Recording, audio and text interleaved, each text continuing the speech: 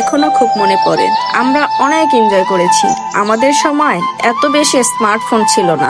আমরা সবাই মিলে বিকাল হলেই মাঠে খেলতে যেতাম, তারপরে পিকনিক করতাম, অনেক কিছু করতাম। এখনকার বাচ্চারা সব সময় মোবাইল হাতে নিয়ে বসে থাকে। আমি যখনই গ্রামে যাই, আমার ভাগনা আছে, তারপরে ভাই ব্রাদার ছোট ছোট ওরা যারাই আছে, ওদেরকে নিয়ে এরকম ভিডিও বানানোর চেষ্টা করি বা এরকম কাজ করানোর চেষ্টা করি, যাতে ওরাও একটু বুঝতে পারে যে আমরা আগে এরকম এনজয় করছি। কিন্তু আসলে ওরাও আসতে চায় না, ওরাও মোবাইল নিয়ে পড়ে থাকে। জোর করে টেনে হিয়েস্টে ধরে নিয়ে আসছি যে চল নাই। পরে এই দেখুন, তখন এই ভিডিওটা অনেকদিন আগের, তখন জমিতে সরিষা চাষ করা হয়েছিল, অনেক সুন্দর সরিষা ফুল ছিল।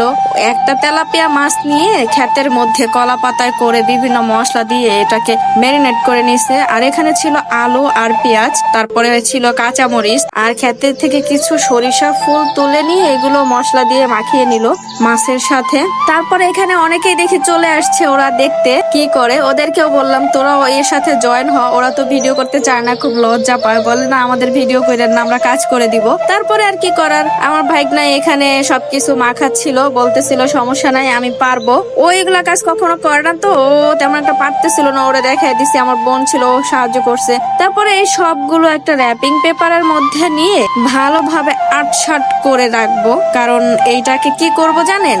আপনারা একটু গেস করেন তো কি করব? যাক, আপনাদের কষ্ট করে আর গেস করতে হবে না, আমি বলে দিচ্ছি।